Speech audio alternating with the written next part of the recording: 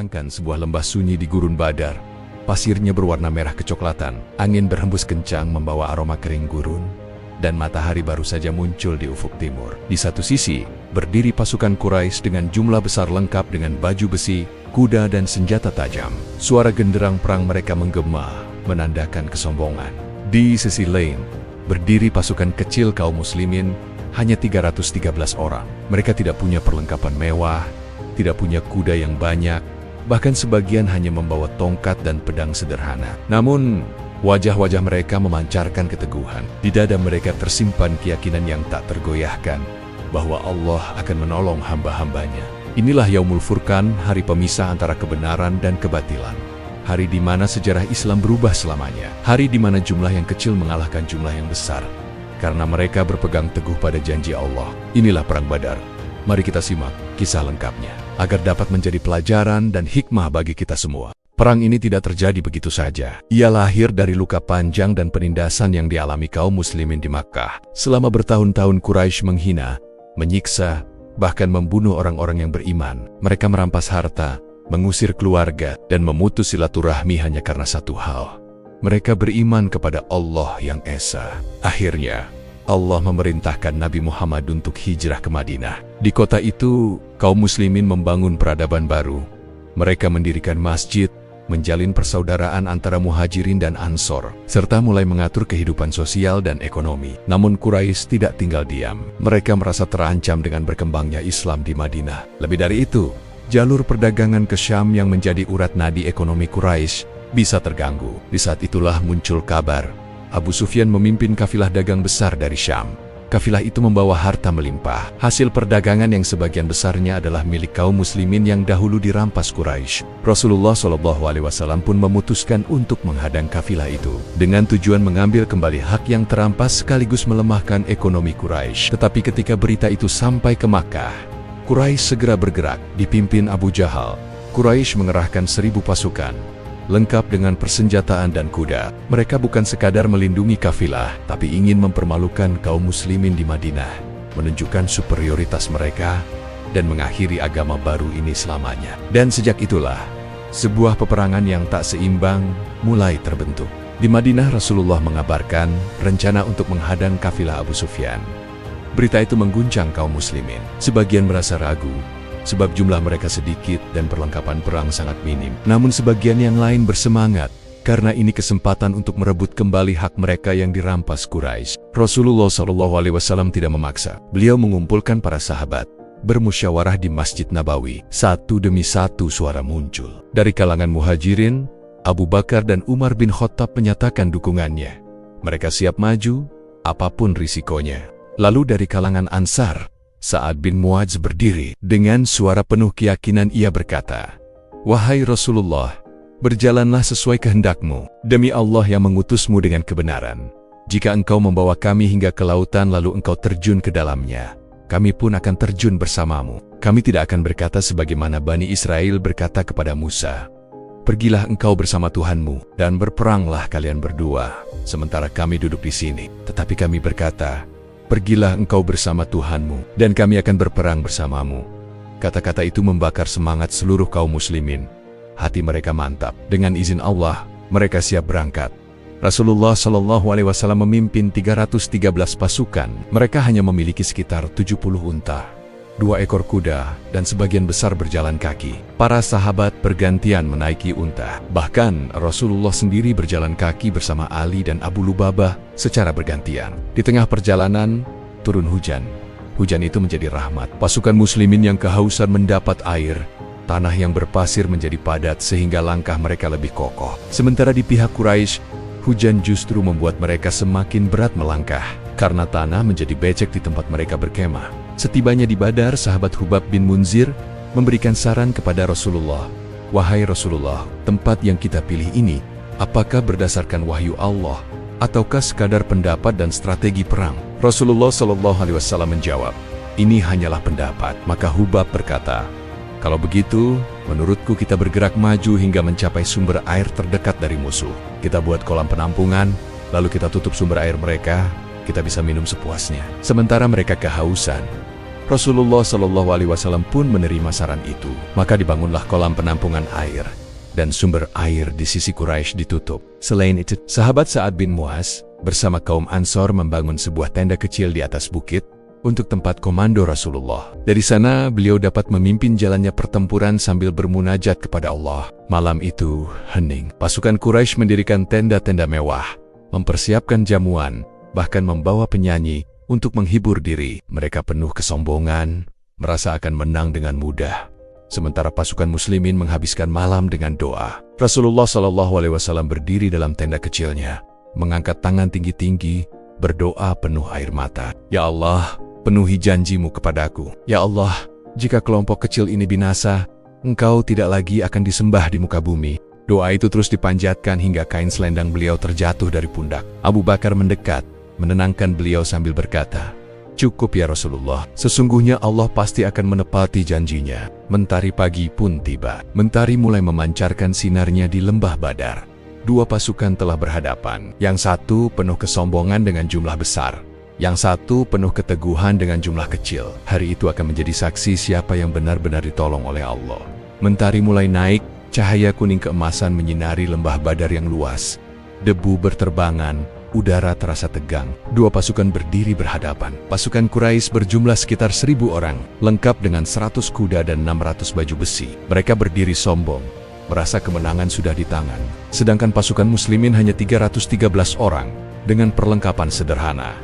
Sebagian besar tidak memiliki baju besi, namun hati mereka dipenuhi iman dan keyakinan pada janji Allah. Dari pihak Quraisy, keluar 3 tokoh mereka, Utbah bin Rabi'ah, Syaibah bin Rabi'ah, dan Walid bin Utbah. Mereka menantang duel 1 lawan 1. Awalnya 3 sahabat Ansar menyambut tantangan itu, namun Quraisy menolak. Mereka berkata, "Kami tidak ingin melawan orang Ansar. Keluarkan dari kami yang sepadan dengan kami, kaum Quraisy." Maka Rasulullah Shallallahu Alaihi Wasallam memanggil 3 singa Allah. Hamzah bin Abdul Muthalib, paman Rasulullah, yang dikenal sebagai Asadullah, singa Allah; Ali bin Abi Thalib, pemuda pemberani, sepupu Rasulullah; Ubaidah bin Harits, sahabat senior dari Bani Hashim. Duel pun dimulai. Hamzah berhadapan dengan Syaibah. Dengan 1 tebasan pedang, Hamzah mengakhiri lawannya. Ali berhadapan dengan Walid. Pertarungan sengit. Namun Ali dengan keberanian mudanya berhasil menewaskan Walid. Ubaidah melawan Utbah. Pertarungan keras. Keduanya saling melukai. Hingga Hamzah dan Ali datang membantu, menebas Utbah. Namun Ubaidah terluka parah dan akhirnya gugur syahid. Sorak semangat menggema dari barisan muslimin. Itu adalah tanda awal kemenangan dari Allah. Sementara itu, Rasulullah Shallallahu Alaihi Wasallam berada di gubuk kecil di atas bukit, mengangkat tangan tinggi ke langit. Doanya penuh kepasrahan. Ya Allah, inilah Quraisy dengan kesombongannya. Mereka datang dengan segala kekuatan untuk memadamkan cahayamu. Ya Allah, tolonglah kami dengan pertolonganmu yang telah Engkau janjikan. Doa itu begitu dalam, hingga air mata membasahi wajah beliau. Abu Bakar kembali mendekat, menenangkan Rasulullah, sambil berkata, "Cukup ya Rasulullah, kabar gembira, pertolongan Allah pasti datang." Tiba-tiba langit Badar berubah. Awan bergerak cepat, angin berhembus kencang. Rasulullah Shallallahu Alaihi Wasallam berseru dengan suara penuh keyakinan, "Bergembiralah, demi Allah, Ibril telah datang bersama 1.000 malaikat." Pasukan muslimin merasa dada mereka dipenuhi kekuatan. Mereka tidak lagi takut menghadapi jumlah musuh yang jauh lebih besar. Dalam riwayat, terdengar suara tak kasat mata di udara, seperti suara cambuk dan teriakan, "Majulah, hai kuda Allah." Para sahabat melihat musuh jatuh tanpa ada yang menyentuhnya. Itu adalah para malaikat yang ikut berperang. Pertempuran pun pecah. Pedong beradu, tombak menghujam, teriakan perang mengguncang lembah Badar. Rasulullah memberi semangat terakhir kepada pasukannya. "Demi Allah yang jiwaku di tangannya, tidak seorang pun yang berperang hari ini dengan sabar, mengharap pahala lalu ia terbunuh, melainkan Allah akan memasukkannya ke surga." Ucapan itu membuat para sahabat semakin kokoh. Mereka maju bagaikan gelombang yang tak terbendung. Hari itu, kaum muslimin yang jumlahnya sedikit mampu mengguncang barisan Quraisy. Pertolongan Allah begitu nyata. Setiap ayunan pedang mereka terasa ringan. Setiap langkah terasa diberkahi. Perang Badar benar-benar menjadi saksi. Bukan jumlah dan kekuatan materi yang menentukan, tetapi pertolongan Allah lah yang mengangkat derajat hambanya yang beriman. Debu peperangan perlahan mereda. Teriakan dan dentuman senjata berhenti. Yang tersisa hanyalah tubuh-tubuh bergelimpangan di lembah Badar. Kaum Quraisy kalah telak. Dari 1.000 pasukan, 70 terbunuh, termasuk tokoh-tokoh penting seperti Abu Jahal, Utbah, Syaibah, Walid, dan banyak pemuka Quraisy lainnya. Sementara itu, 70 orang ditawan. Kaum muslimin hanya kehilangan 14 syuhada. Jumlah yang kecil dibandingkan lawan, tapi besar nilainya di sisi Allah. Rasulullah SAW berjalan di antara jasad Quraisy. Beliau memandang mereka dengan tatapan penuh makna. Orang-orang yang dulu menyiksa beliau, mengusir beliau dari Makkah, kini tergeletak tak berdaya. Beliau berdiri di dekat sumur Badar, tempat jasad-jasad Quraisy dilemparkan. Lalu berkata dengan suara tenang, "Wahai penghuni sumur Badar, apakah kalian telah mendapatkan janji Tuhan kalian? Sesungguhnya aku telah mendapatkan janji Tuhanku dengan nyata." Para sahabat terkejut mendengar itu. Umar bin Khattab berkata, "Wahai Rasulullah, apakah engkau berbicara dengan orang mati?" Beliau menjawab, "Mereka lebih mendengar ucapanku daripada kalian. Hanya saja mereka tidak bisa menjawab." Pasukan muslim membawa tawanan Quraisy ke hadapan Rasulullah. Mereka bingung, apa yang akan dilakukan terhadap orang-orang yang dulu begitu keras memusuhi Islam. Ada yang berpendapat, bunuh saja mereka. Ada yang berkata, tebus dengan harta agar menjadi kekuatan bagi kaum muslimin. Rasulullah SAW akhirnya memilih keputusan yang penuh hikmah. Para tawanan bisa ditebus dengan harta, atau dengan cara mengajarkan membaca dan menulis kepada anak-anak muslim yang belum bisa. Keputusan ini membuat Islam bertambah kuat, bukan hanya secara ekonomi, tapi juga dalam ilmu pengetahuan. Riwayat menyebutkan, malam sebelum perang Allah menurunkan hujan. Hujan itu membersihkan tubuh kaum muslimin, menenangkan hati mereka, dan menguatkan tanah di tempat mereka berpijak. Sementara di sisi Quraisy, hujan justru membuat tanah becek dan mengganggu gerakan pasukan mereka. Ini adalah tanda nyata bagaimana pertolongan Allah turun pada hamba-hambanya. Perang Badar bukan sekadar kemenangan militer, ia adalah pembeda Al-Furqan antara kebenaran dan kebatilan. Hikmah-hikmah besar dari Badar antara lain, kemenangan bukan dari jumlah, tapi dari iman dan pertolongan Allah. Doa dan tawakal adalah senjata utama seorang mukmin. Persatuan kaum muslimin lebih berharga daripada harta atau senjata. Ilmu pengetahuan dijunjung tinggi, terbukti dengan syarat pembebasan tawanan yang harus mengajarkan baca tulis. Kebenaran pasti menang, meski awalnya tampak lemah dan kecil. Hari itu, Islam tampil sebagai kekuatan baru. Kaum Quraisy yang selama ini merasa tak terkalahkan harus mengakui kekalahan memalukan. Perang Badar menjadi bukti bila Allah menolong, tak ada yang bisa mengalahkan. Kemenangan di Badar mengubah posisi kaum muslimin secara drastis. Sebelum Badar mereka dianggap kecil, lemah, dan hanya sekelompok pengungsi dari Makkah. Setelah Badar, nama mereka bergema di seluruh jazirah Arab. Mereka kini dipandang sebagai kekuatan baru yang tidak bisa diremehkan.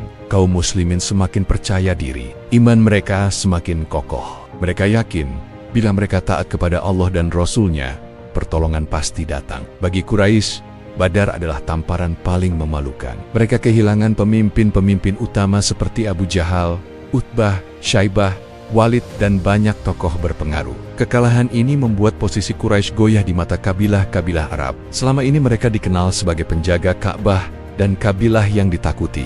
Namun kini, kehormatan itu runtuh. Amarah membara di hati mereka. Mereka bersumpah akan membalas dendam. Inilah yang menjadi pemicu perang Uhud setahun kemudian. Di dalam Madinah, posisi Rasulullah SAW semakin kokoh sebagai pemimpin. Kaum Ansor dan Muhajirin semakin bersatu. Kabilah-kabilah Yahudi yang sebelumnya meremehkan Islam mulai merasa cemas dengan kekuatan kaum muslimin. Orang-orang munafik yang dipimpin Abdullah bin Ubay bin Salul makin terlihat kedoknya. Mereka iri dengan kejayaan Rasulullah. Perang Badar menimbulkan gelombang politik besar di Jazirah Arab. Kabilah-kabilah lain mulai berpikir, apakah Quraisy masih layak jadi pemimpin Arab bila bisa dikalahkan oleh kaum muslimin yang jumlahnya lebih sedikit? Beberapa kabilah mulai menjalin perjanjian dengan Rasulullah. Melihat kekuatan Islam makin nyata, Perang Badar meneguhkan beberapa hal penting dalam iman kaum muslimin. Allah menolong orang-orang beriman meski mereka sedikit. Doa Rasulullah SAW adalah senjata paling dahsyat. Malam sebelum Badar, beliau berdoa penuh air mata hingga Allah turunkan malaikat sebagai bala bantuan. Kemenangan adalah ujian, bukan untuk berbangga, tapi untuk makin tunduk kepada Allah. Syuhada Badar mendapat kedudukan istimewa. Rasulullah bersabda bahwa Allah melihat kepada mereka dengan penuh ridha. Badar menjadi titik balik sejarah. Islam berubah dari agama yang teraniaya menjadi kekuatan politik dan militer. Musuh-musuh Islam sadar bahwa peperangan dengan umat Islam tidak akan mudah. Kaum muslimin belajar strategi, disiplin, dan pentingnya mendengar perintah Rasulullah. Perang Badar juga memberi pesan abadi. Kemenangan tidak diukur dari jumlah dan senjata, tapi dari iman, doa, dan ketaatan. Hari itu, di sebuah lembah bernama Badar, Allah menulis sejarah. Sejarah yang akan dikenang hingga akhir zaman, bahwa iman sejati mampu mengalahkan kekuatan sebesar apapun. Perang Badar bukan hanya peristiwa militer, ia adalah madrasah iman, tempat kaum muslimin belajar langsung makna sabar, doa, dan pengorbanan. Badar mengajarkan bahwa kemenangan sejati datang bukan dari jumlah, senjata, atau strategi semata, tetapi dari pertolongan Allah. Rasulullah SAW berdoa sepanjang malam, menangis, bersujud, hingga kain selendang beliau terjatuh dari pundaknya. Dari doa itu, Allah turunkan 1000 malaikat sebagai pasukan langit. Pesan abadi, siapapun yang berjuang di jalan Allah dengan ikhlas, pertolongan Allah pasti datang. Kaum Muhajirin dan Ansar berdiri bersama. Mereka berbagi kuda, unta, makanan, bahkan pedang. Tidak ada yang merasa lebih tinggi atau lebih rendah. Kemenangan lahir dari persatuan umat yang berlandaskan iman, bukan jumlah atau harta. Beliau bermusyawarah dengan sahabat, menghargai pendapat mereka. Beliau berada di barisan depan saat doa, dan tetap tenang saat pasukan berperang. Seorang pemimpin sejati adalah yang rendah hati, tegas, dan mengandalkan Allah. Badar juga mengajarkan bahwa kemenangan adalah ujian. Apakah kaum muslimin akan bersyukur atau sombong? Rasulullah melarang mereka berlebihan, bahkan memperlakukan tawanan Quraisy dengan penuh kemanusiaan. Kemenangan sejati adalah saat kita tetap rendah hati, setelah Allah memberi pertolongan. 70 sahabat gugur di Badar. Mereka mendapat kedudukan tinggi di sisi Allah. Rasulullah SAW bersabda bahwa Allah melihat kepada mereka dengan penuh ridha. Syahid di jalan Allah adalah kemuliaan abadi, bukan sekadar mati di medan perang. Perang Badar memberi pesan abadi. Jangan takut pada jumlah musuh yang besar. Jangan remehkan kekuatan doa dan tawakal. Bersatulah, karena perselisihan adalah pintu kekalahan. Pemimpin harus adil, sabar, dan mengandalkan Allah. Kemenangan adalah amanah, bukan alasan untuk sombong. Badar bukan sekadar catatan sejarah, ia adalah cermin perjuangan iman. Dari lembah kecil itu, lahirlah pelajaran besar yang menerangi perjalanan umat Islam hingga hari ini. Maka wahai kaum muslimin, ingatlah selalu, berapa banyak kelompok kecil yang menang atas kelompok besar dengan izin Allah. Allah bersama orang-orang yang sabar. Quran Surah Al-Baqarah ayat 249. Dengan itu, kisah perang Badar berakhir. Tetapi cahaya hikmahnya akan terus hidup sepanjang zaman. Dengan itu, kisah perang Badar berakhir, tetapi cahaya hikmahnya akan terus hidup sepanjang zaman. Sahabat Azumai, jika kisah ini bermanfaat untuk menambah iman dan semangatmu, jangan lupa untuk like video ini, subscribe channel The Azumai, dan aktifkan lonceng notifikasi agar tidak ketinggalan kisah Islami inspiratif berikutnya. Karena di channel ini, kita akan terus menghadirkan kisah-kisah penuh hikmah yang menguatkan hati, menyinari iman, dan mengingatkan kita akan janji Allah. Wassalamualaikum warahmatullahi wabarakatuh.